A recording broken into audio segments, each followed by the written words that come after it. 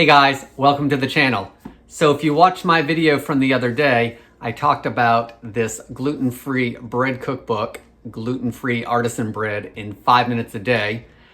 And I'm gonna make some recipes out of it. And we're gonna see how they come out. A couple of them I've made, some of them I've not, so we can see together how they come out, what I think of them, if it's something you guys wanna make. So today, we're gonna go ahead and make their gluten-free bread flour blend. This is for their basic breads, such as baguettes and boules, which is like a bread bowl. So I'm gonna make the dough for that today. And once you make this dough, it's good in the fridge for up to 10 days. So you can make bread with it all week. The 5 minutes a day part comes in because once you've made the dough, you basically have about 5 minutes of hands-on time that you actually have to work with the bread dough. Other than that, it's the baking and the resting time. So it only takes a few minutes a day, which is great if you're busy and at home for a day and you want to bake off some bread. So let's go over the ingredients. I will link below because I do believe that they actually have their amounts and everything online. So I will link to that if I can find it. I will also link to this book if you guys want to check it out, as well as any equipment things that I think you guys might want to look at so you can start making it yourself.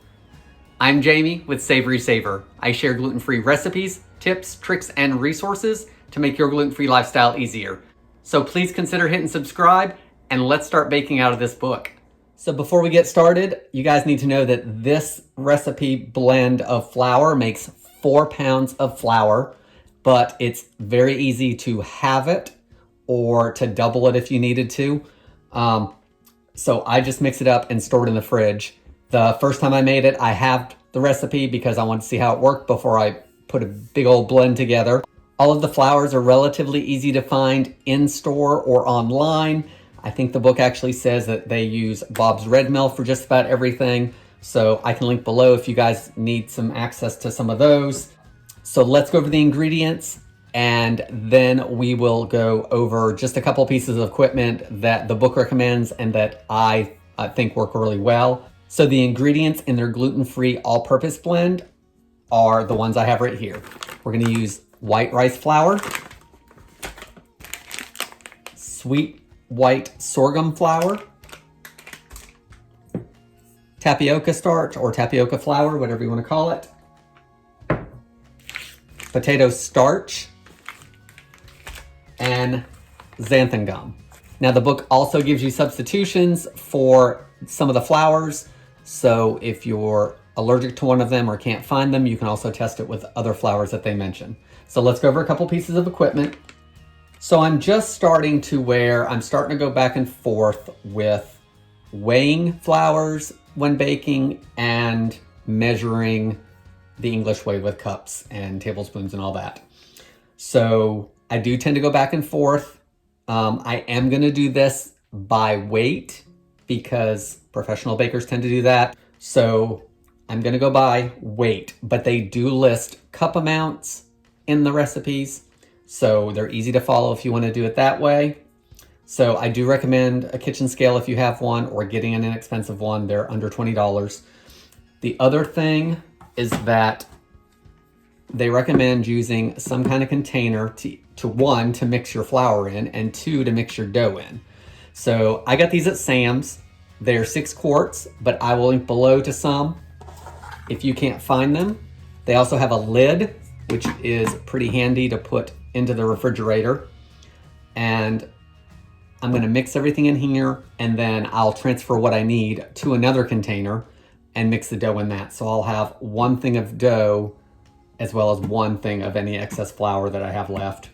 And then the other thing I like to do too is date the mixture and maybe the amount in the container depending on what you make. So you know when you made it, so you know you can use it up before it does go bad. I tend to store my gluten-free flours in the fridge as much as I can. So I've got our scale here and my container. I'm gonna put it on the scale. I'm gonna zero it out so I have an accurate weight, and it's already in ounces, so we're good there. So to start with our rice flour, That's what we need the most of. We're gonna need 2 pounds and 4 ounces, which is 36 ounces. So let's get that in here. Okay, our 36 ounces of rice flour is in there. Now I wanna add 1 pound of sorghum. So I'm gonna zero it back out again. And add 16 ounces of that. All right, our 16 ounces of sorghum is in there.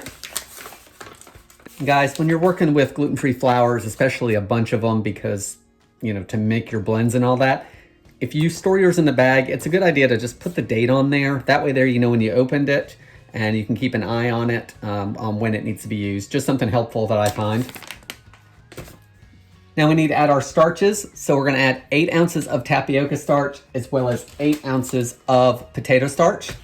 We've got our 8 ounces of tapioca starch in the mix, and it wouldn't be a party unless we got starch all over the counter.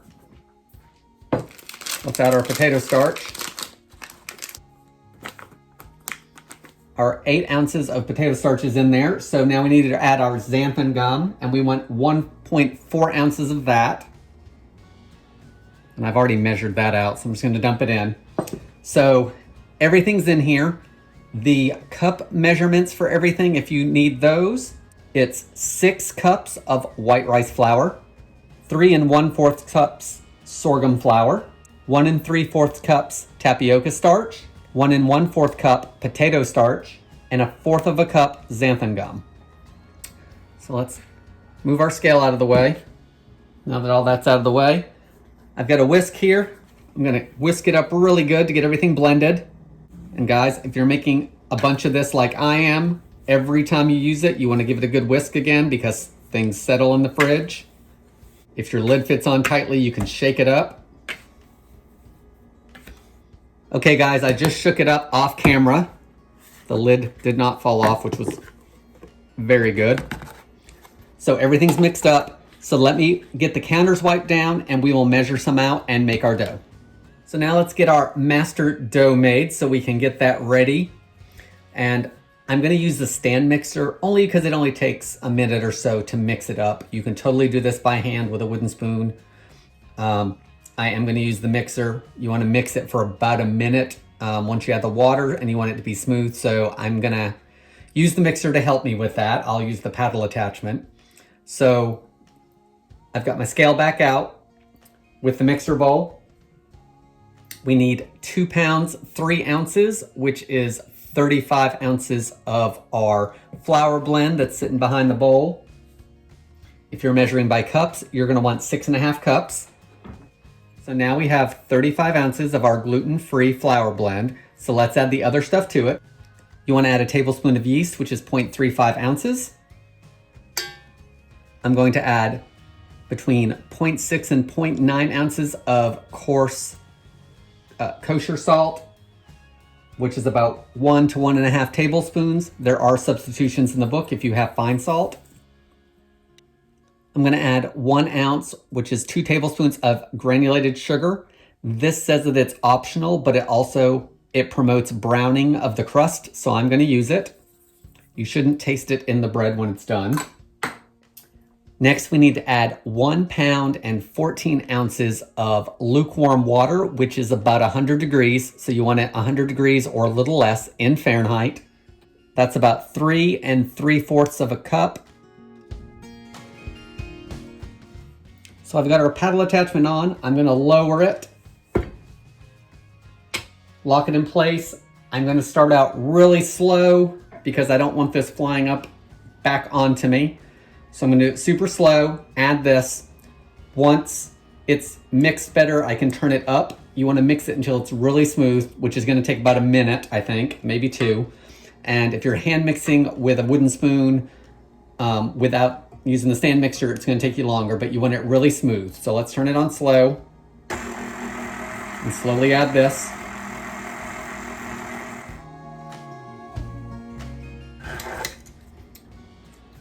All right, so it's not super smooth yet, so I'm gonna knock it off of this.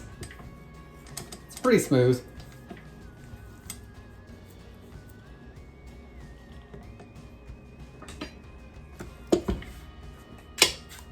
do it for just another minute or so.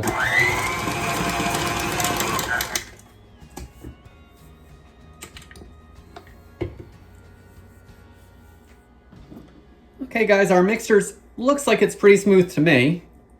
So I'm gonna knock it off the beater. Let's move this out of our way.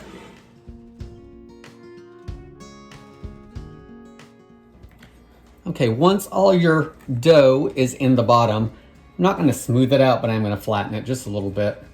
The next step to this dough is we need to let it rise. So I've got my lid here, and I'm gonna put it on here, but I'm not gonna tighten it down all the way because we want a little bit of air left open so any of those gases can escape. We don't wanna pop off our lid. And of course, this isn't gonna rise like a gluten dough would, but still wanna leave it open. So if your lid isn't vented, go ahead and just leave it cracked a little bit. We're gonna leave this on the counter for 2 hours and let it rise at room temperature. After that point, you can move it to the refrigerator and use it within 10 days. So when you move it to the fridge, again, leave it cracked open a little bit, and after a couple days, you can probably close it because most of those gases are gonna have already be used. Okay guys, I'm moving my dough to the fridge. The next video is gonna be me baking off some of this dough and see what kind of breads we can get. Thanks for watching. Please consider subscribing so you don't miss the actual bread baking videos, and I hope to see you on the next one.